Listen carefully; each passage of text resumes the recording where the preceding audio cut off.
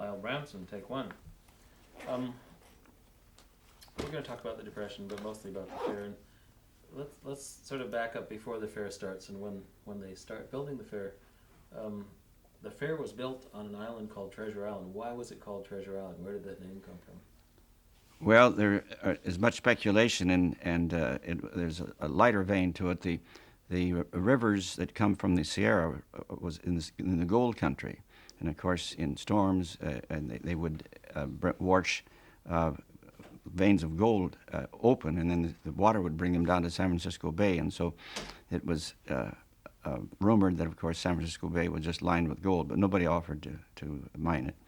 And it probably was, but that was one of the things. And the shoals that it was built on was called Yorba Buena shoals because of the island, and they would come out of the water at low tide, and so that was the foundation for it. So tell me a little bit about the construction process. Are you okay? Wait a second. Would you like to go, Al? Yeah. Don't worry about me. Well, Stop for a okay, take two. So here was this shoal that was just visible at high tide. How did it become a at low wonderful tide? island? It formed the basis of it. They were looking for sites all the way from the Oakland Hills to China Basin, and it required quite a bit of area. But when they found that it was possible to fill that in and make an island, why then, of course, they enlisted every arm of government, and the WPA was very prominent and had crews working for it. But from a construction standpoint, it was just all open bay, you see. So they would build a wall of rock, and they were quarried in Marin County and Napa and brought over in huge barges. And then they had the unique feature that when the surveyors would arrange for them to drop, and it would just open up. They didn't have to unload it or anything, and then the barge would rise and they would take it and fill it again. And they would build row after row, and they made actually rock boxes, and then they pumped tons and tons of sand and for the fill. And of course that led to another amusing thing because it was all salt. And so when they put topsoil to start to landscape it, well, of course, the roots from the trees and everything would go down into that salt water and be very sickly and even die. So they had to go to great lengths to build dams around the roots of trees so that the salt water wouldn't eliminate them. That's just a minor thing, but because when the fair was opened, it was filled with thousands and thousands of all sorts of plants and trees. They went all over California and barged, and they railroad shipped whole trees in, and then they would barge them out there and take them to a particular place where the landscape architects had told them. That's why everyone wondered why it was so rapidly and why it was so well done. Well, it was planned into almost every foot, and so it was done real nicely. Now, tell me your ideas about why do you think San Francisco decided to hold the fair? What was the point of it? Oh, it was a celebration of the opening of two bridges, and various people were responsible. Some even to the one man wrote an article to the editor of the newspaper saying that they were talking about a celebration. And then they had been very successful in the 1915 fair, and many of the people were still here, even some of the officials of that fair. So it was just tailor-made. I mean, and there's a lot of the San Francisco Fair in the architecture and in the planning of the new one.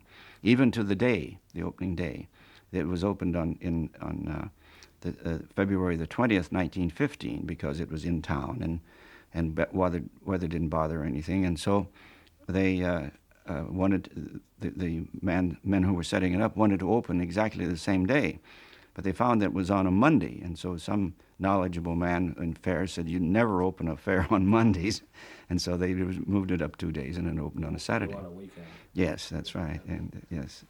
Was there at least part of the thinking about opening the fair, or this sense of wanting to get the Bay Area going and yes. Oh yes. There were hundreds of hotel rooms that weren't filled, and the restaurants weren't just getting by. And oh yes, it was a boon, real boom for that. And brought in, and everyone cooperated. We didn't have airlines at that time, but the railroads, and in railroad depots across the nation, there were huge plaques and drawings from the fair and encouraging travel. And then the oil companies got back behind it and invited people to drive in. Cars, of course, were coming into their own, and so it was an easy. It was a popular thing to do, but I think I told you that the New York Fair was designed to open in 1938, and this fair had the Bureau of Expositions and Fairs had granted them 1940. Because ours was to open in 38, but the island wasn't completed. So the New York Fair people then became a little excited, and I told you wrongly, ours was to open 38 and theirs was 40, so they just moved it up a year. So both of them opened in 1939, and that was the only time in history that two World's Fairs existed on a continent at the same time. But it worked out. People wondered about that. Yes. But just tell me a little more about what people hoped the fair would do for the Bay Area. Well, there was an infusion of business from it. That was the most prominent, because the major companies and corporations and associations and everything in San Francisco, from the Chamber of Commerce on down, were interested in getting more visitors here. And San Francisco had some difficulty getting its share of the visitors to California, because there were many more attractions, and they started earlier on promoting it in Los Angeles. So they had to make up for that. Los Angeles had been the big boosters. Yes, and so the people were California-minded, but many of them had never been to San Francisco, and so it was, yes, every train was filled with visitors to the fair. Do you think part of the interest, apart from just bringing new business in, was erasing any of the negative feelings that were left over from the 34 strikes and the sense that there was a problem? Well, San Francisco didn't have a good reputation because of it, no. And did you say San Francisco didn't have a good reputation because of the strike? Yes, that's right. Did you say that? Yes, San Francisco was especially anxious to lighten the image that it had. They didn't call it images in those days, but and so everyone supported it. I mean, there was some little conflict at the very start as to where they could place the fair and how they could finance it, but they had people that worked at that, and of course they got several $1 million together. Because the people, I guess, the labor unions were pleased about the strike and the fact that San Francisco was a union time, but somehow that had a negative connotation too, didn't it? Well, there had been controversy and conflict, yes, because of it, and of course San Francisco was a huge port town at that time. Every pier in there it was used, and so they had a real tight control on that as far as incoming traffic and the shipping of goods out. You see, so and they knew that it was important to them. Los Angeles didn't suffer from it at that time. That was the contrast. Tell me a little bit in general. I'm sorry, we have a battery. Okay, let's stop. He has a battery. Yeah, this is Bramson, take 3. Now, this is one of those annoying examples of me asking you to say something else. You gave me a good explanation of what the fair actually did for the Bay Area, but I want you to talk as if it was before the fair, and people are thinking, what did they hope that the fair would bring to the Bay Area? Well, they knew that the bridges had caused a worldwide interest, and so they also knew that they wanted a celebration. And I don't think the ones that talked about doing something to observe the openings dreamed of a World's Fair that early, but it soon became apparent that it would work, and that's why they got busy and got the site, and so. What I'm trying to say is, what did they hope how did they hope the Bay Area would benefit? What did they hope would come the economy, there would be an infusion of. Would you just say they hoped that the economy would work well? Oh yes, and they. You have to say that instead of agreeing with it. You have to say they hoped that the economy would. Okay. They'd hoped that the economy would improve, and there would be more work and more visitors, of course, which brought work for everyone. And as I mentioned before, that there was Los Angeles had the edge on it. I mean, because they had actually actively promoted their orange groves and the number of things to bring people out here, and in the winter months and things like that. So there was it was a favorable climate for them to work in, was to get more people to come to San Francisco, and it worked. It did very nicely because it was. And as far as tourism, San Francisco has a lot to offer, doesn't it? Yes, it does, and it's regularly picked as the number one city to as attraction for just the man on the street in distant places. Now, in 1938, when you came out here, the construction was still going on, and the buildings were being built. But the Depression was still on too. What was it like in San Francisco? It was nip and tuck. I mean, it was most people that had found some work. It wasn't necessarily in their line, but they. No, I'm sorry. Excuse me. Start over again. It's nip. I interrupted. And I shouldn't have. Well, we're going to be out. Okay, let's change now. Mhm. Yeah. Take 4. Okay, so tell me a little bit about what San Francisco was like there in '38 at the end of the Depression. Well, as they say, it was coming out of it, and the most. Could you start over and say as it was coming out of the Depression? San Francisco was coming out of the Depression, yes, and so it didn't leave too many scars. I mean, everyone was so hopeful that it would, and anxious, and heads of families and things like that started breathing easier because of this amount of new money, of course, that was coming in, and.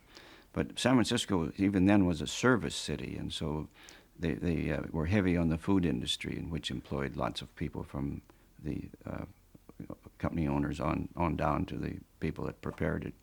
And so there had been some work, but it was quite seasonal, and so there were some bad Februaries, of course. But even when we started hiring for the fair, employing for there was everything was oversubscribed. I mean, if they put out a call for 50 men or 30 men or something like that, why several hundred would show up sometimes because they were just looking for work that much, and they were intense about it because it was a fact of life. But people would do just about anything, wouldn't they? Yes, they would. They would leave their field, of course, because there was a lot of professional help, professional people, and there were places for them. It helped everyone because. But you were telling me you were saying you could make a comparison between how San Francisco was in the cities back east, say in '38 before the fair opened. Were there still a lot of hungry people in soup kitchens? Not many here, no, and it had never been as bad. But the Chicago and eastern cities were just desperately trying to get enough food together to be of assistance to that. But it wasn't over yet, was it? No.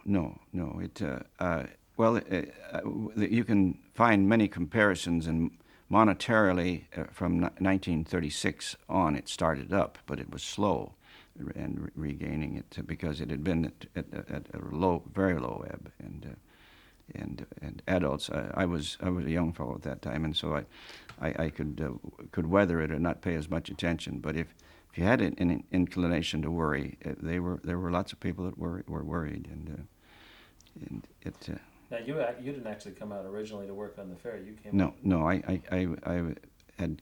come out to work in the theater industry, and I had a placement when I started, but it didn't materialize when I got out here, and so and then with a man that was instrumental in the Chicago Fair recognized me and Did said, you have that sense that a lot of people had about California being the promised land? Yes, it was compared with the Midwest winters and of course the closeness that those people lived. I mean, even here they were more expansive and liberal-minded because I'm sure that they had many of the same problems, but they did. I think the climate had quite a bit to do with it, and the attitude, and of course when I first came here, why they were busy giving the employment to people who lived here, and the native son was a favored thing, and some people would even represent themselves as native sons in order to get employment, because if it came down to two people, why, they would take the original one, and so it would. Tell me a little bit now. Let's move on to the fair opening. Do you remember the day the fair opened? Were you working? Oh, yes. Yes, we started at 6 o'clock in the morning. The fair didn't open until 9, but we filled the Bay Bridge was filled with cars, and they were blocked up, so they hurriedly sent word to us, and we opened early, then about almost an hour, and the cars just flowed through, and so they anticipated a big. We were actually as prepared for it as we could, because we had lots of people that weren't familiar with everything, but they learned what they were to do well, and so we brought in I'm thinking 130,000, maybe it was 165, but I'm not sure. But it was yes, and the boats were just the ferry boats were just filled with people, because they could come over from San Francisco for a dime. What was the mood that day? What did people? Oh, very happy. Yes, that's right. And there was lots of activities, and not the smallest part of it was they had erected a huge high platform, and we had ski jumping, and by the Auburn Ski Club, and they brought their own snow. They would bring truckload after truckload. At that time, they didn't manufacture snow like they do now. And but one of the things you were telling us before is one of your vivid memories was of the clipper ships at the fair. Tell me. yes. Well, Pan American had started in Alameda, and then they had made arrangements because to occupy the two large hangars that are still on the island. But they moved over even before the fair opened, and of course the clippers were getting larger and larger. You know, they had Martins at first, and then they had huge Boeing flying boats, and they were called the Hawaiian clipper, the China clipper, and the Philippine clipper, and they would. I think it was 18 hours to just Hawaii to get, and in fact it was so long that they had berths in the clipper ship. But part of my job was I was at the yacht admission gate, where the yachting people first came through, because we had a big yacht harbor there that people all brought their crafts to, and so they would go. I think it was on Thursdays, but they would go enough to fill, and it was a lot of business. I mean, you described one day when it was taking off. Tell me what would happen.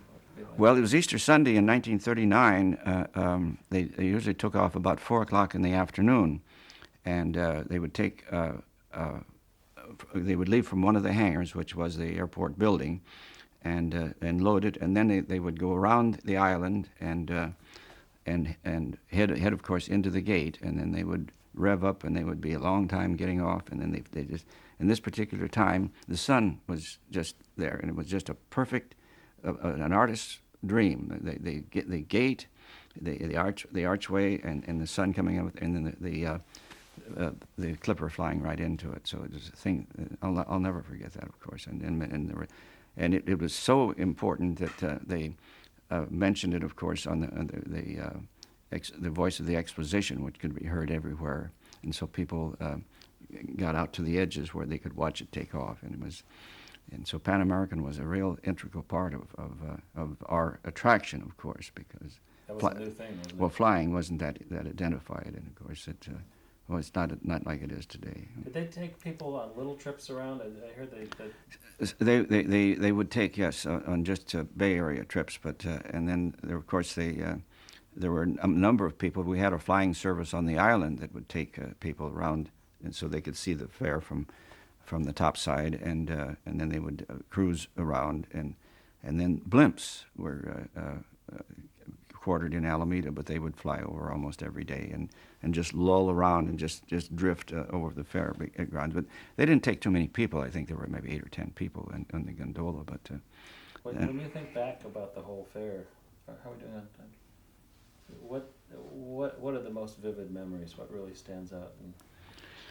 Well, it was a different, so different a place to work, and the adrenaline would flow every day because of the number of visitors that were coming that wanted to be taken care of, and we were taking care of them, and so I was a so-called junior executive, and so I would work during the day, and then when I would come in thinking that probably that would be it, why they would send me out again, and so I'd be there until fair closed. And I remember one particular thing that we would be at one end of the fairgrounds, and when it closed, why they kept the music going, and then they lowered the lights, and we would walk through the courts, and it was just, and we would be dead tired for so many hours of talking to people and working, but by the time I would get back to go home, leave the island, I would be refreshed. It was just that good, and I've never placed before or since where it was so exhilarating. So there was some special quality there. Yes, that's right, and we sensed it. How would you describe it? Well, the architecture, the flowers, the gardens, the lighting. Okay, stop.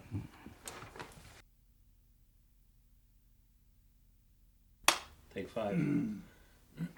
Tell me that story again about being tired at the end of the day, how you close up the fair at night. Well, after many, many hours of work, we would start to our headquarters and to exit the island, and I would be just as bone tired, and by the time I would walk a quarter of a mile or half a mile in that, it was just we would be buoyed up, and it was so exhilarating that I would forget my tiredness. I didn't quite understand the story though. You'd have to go down to one end of the island to walk back the whole way. No, that's where we would finish. You Okay, see. tell me again. You'd finish up at one end of the island. Yes, oftentimes, yes, and it was always even. Start all at the beginning. Tell me Okay. from the beginning. The end of the day, Well, you'd finish at one end of the island. Yes, that's the end of the day. We would finish with usually at one end of the island, and go back to our headquarters and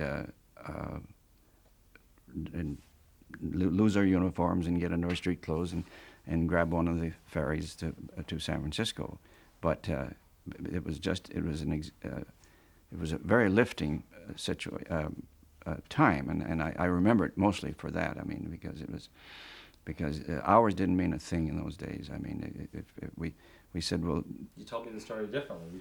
I want you to tell me it's the end of the day and you're really tired, and by the time you walk okay, back, yes, well, you're feeling good. Try one more time. It was because we got in so many hours that it was just not humanly possible to stay that fresh, and so we would be tired out, and we would start there to leave. The fair would be closed, and it would be quiet, and the visitors had gone, and so we were there not by ourselves, but I mean not individually, but it would bring us right out of our tiredness, and by the time we climbed on the ferry boat to return to San Francisco, why we would feel refreshed and almost ready to go to work again. It was that I've never known a place where we could recover that quickly, and it wasn't alone. But I mean, other people shared it too. But visitors, of course, didn't get in on that particular part of it because they'd long gone, and so it was. But Just, it affected everyone somewhat then. yes, that's right. Yes, I've heard other people say that it was. What do you think it was that made you? Well, we were surrounded by that much beauty and new sound, of course. It was just a combination of things. Our age helped too, of course, and it was a wonderment that we never quite lost. I mean, because as you know, you can get very weary of watching thousands of people pass, and even if you don't have anything to do with contacting, sometimes they will contact you briefly, but then they're gone. And so, do you want me to talk about that too? I mean, we had a philosophy that anyone that asks a serious question, with question in serious mind, should not be answered frivolously. I mean, it was because of our age why sometimes we would come back with them. And so they would weekly they would post the questions of the week that had it, that the various guides and people connected with the fair had been observed, and so we had some beautiful lagoons on Treasure Island, and they were freshwater and had lots of floating flowers and paddle boats and things like that, and so one lady went up to one of our guides and with a very straight face, and he had to answer the same way. He said, "What time do they feed the lagoons?" And so that was a going joke around there, because we'd say, "Well, it's time to feed the lagoons again here." And no, it was very. Do you remember any of the other questions? Oh yes, one lady even asked if they're going to tear down the bridges after the fair. And was serious about it, and because she thought that was the fair was that great that they were just conveyance to get people over there, and yes, and just when it was actually the opposite. Right? Yes, that's right. There was about the bridges. Yes. She thought the bridges were right Yes. there. Well, there were things that were humorous to us. I mean, that probably it didn't have that depth to it, but we would get a chuckle, and we had a weekly newspaper that. And they would be put in there, and so it was all part of it. But it was part of the fun to work there. You see. So unlike other people's experiences, when you look back at those years at the fair, they were pretty good years, weren't they? Yes, that's right. And how do you feel about those? Well, I enjoyed them very much. I was from the theater business, and of course we'd always been entertaining people, and to see them come out from a special performance. In good humor and feel entertained. Well, we were definitely entertaining them, because it was educating, and there were enough special events so that there were thrills, and it wasn't just a county fair, of course. Did you feel in even though the Depression isn't over, that in those hard times it was really nice to be able to live? Yes, that's right. Would you say that? Yes, I think that what we'd experienced from the apprehension of the economy and the very workforce and things like that, it was fine. It was probably certainly a good relief for all of us to entertain those people that were so willing, and it exists today, because when we talk to people about the fair, they will just brighten up, or they will ask us a question about the fair, and it was fun.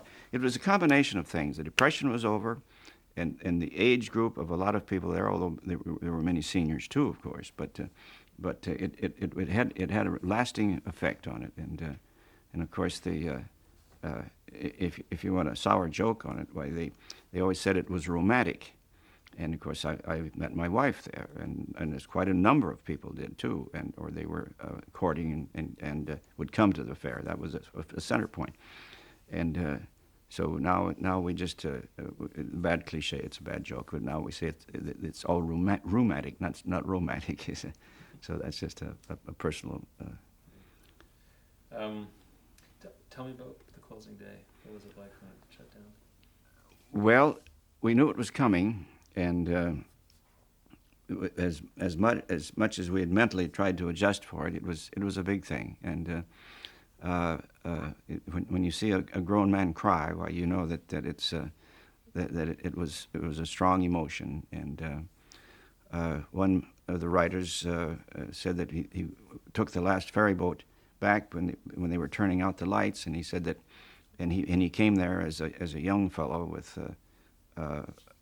As a reporter, and he said that we were no longer young, that our youth had vanished with the closing of those lights, and that's a little strong, but it's not. It actually there was that feeling, and so that was. Most everyone experienced it, because they know it couldn't. They knew it couldn't go on forever, of course, and that leads into another thing as to how we got open the second year. And hang on a second, let's cut for a second.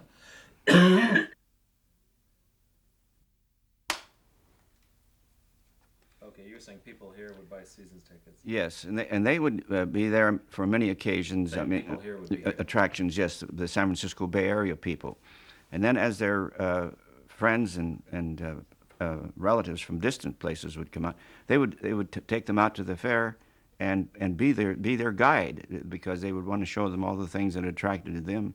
And so our guides always used to say, "Well, there's a fellow that's after our job," or something like that. And but they and of course they became well educated to it, because it numerous trips, and the attraction was there, and so they were very happy to. Now about jobs, one of the things you were telling me was that as the sense of war was coming, that you were getting requests to hire people who were refugees from Europe. Tell me about Yes. The parents in Europe had decreed that they would do their best to get their sons and daughters out of there, and usually they were teenagers or early 20s, and they would get to Lisbon or Paris or someplace like that, and then immediately come to the United States. But they needed sponsors, so prominent San Francisco families sometimes would sponsor several, and of course they were all on our fair board, and there was a place that was employing, and they would ask us to take them. Well, these young fellows were real intelligent, but they couldn't speak English. Lots of them were Polish and Slavic and things like that, and so we had a place where we could put them, and it was just a dull task, but they had to count all of the tickets from the day before to correspond with the cashier's reports.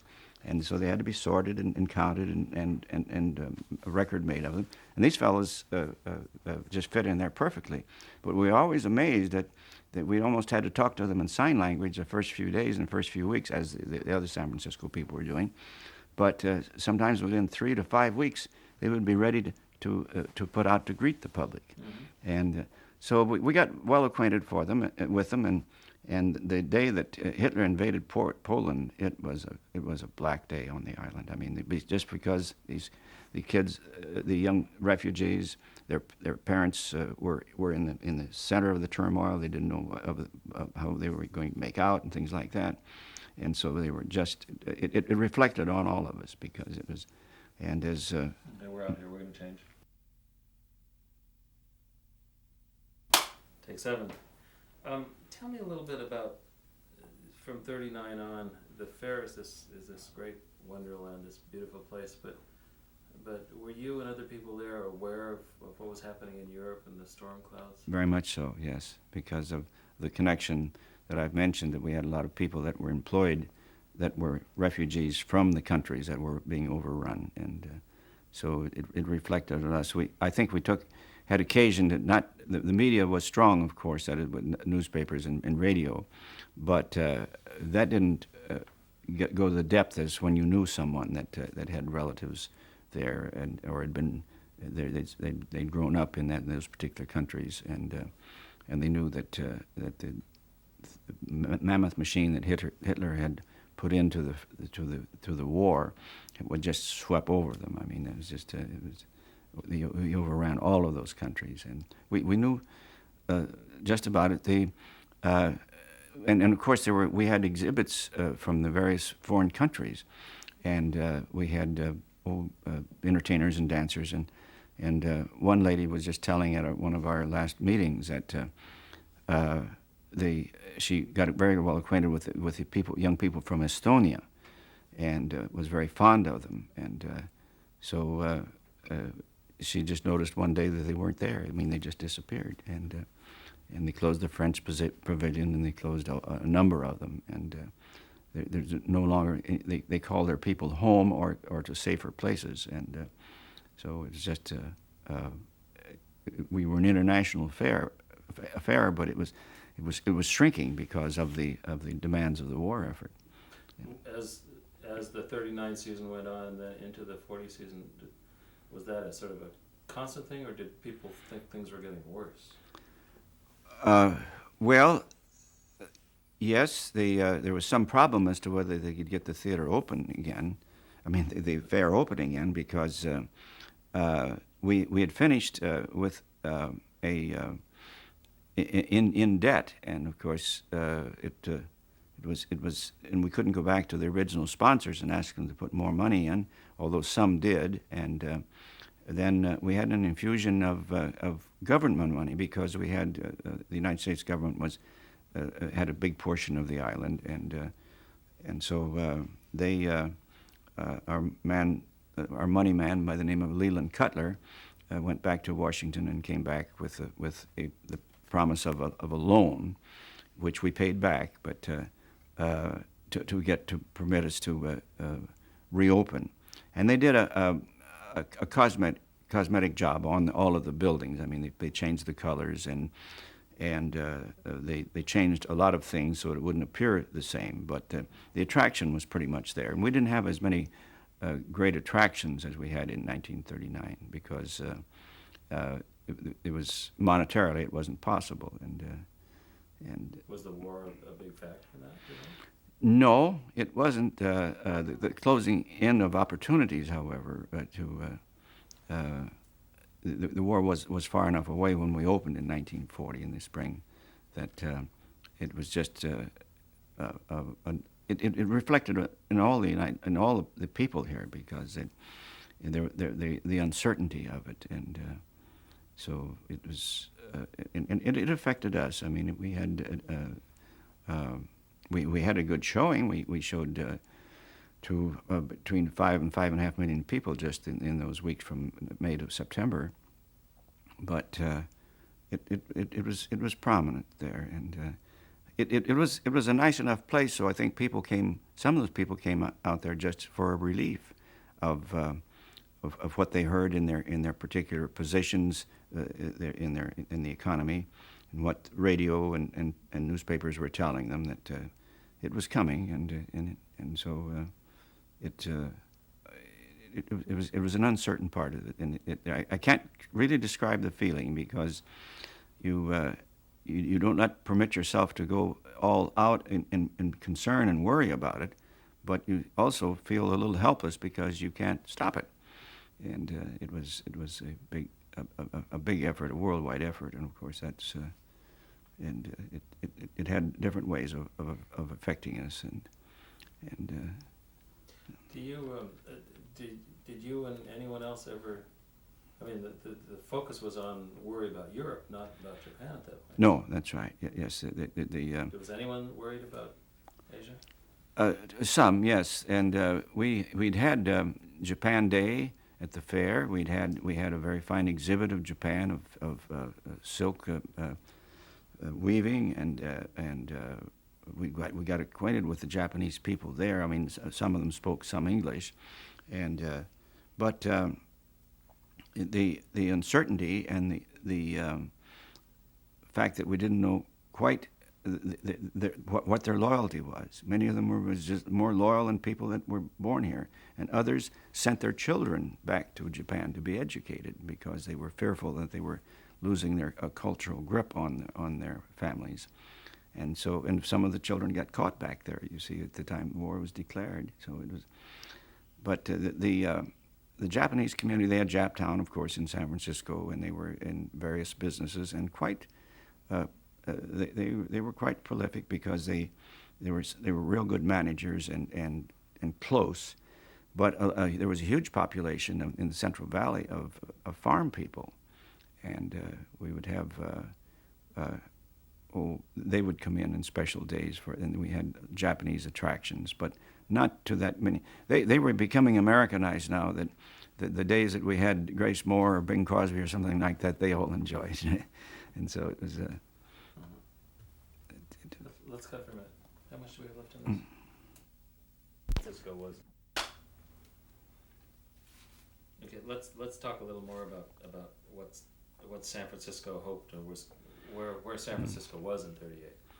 Well, San Francisco as a city or as an area was not.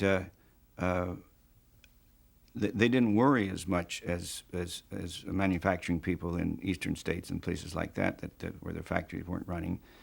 There were many reasons for it because we were close to food, and we had a favorable climate. We didn't have thousands of dollars in heating bills every winter, so they were lighter from that. But they were still concerned, and steady employment was a thing that they had to watch out for, and and heads of families and people that it was very necessary to even live. Why they took it very seriously, and so they welcomed the infusion that we got from the literally millions of visitors that we brought here. Of course, they probably weren't great spenders as in the present day, but it was all in a comparison because Tell me something. When you look back over the whole decade, and you think what the country went through, and let's talk a little bit about Roosevelt and what he did. Do you think Roosevelt really solved some problems or put the country back on his feet, or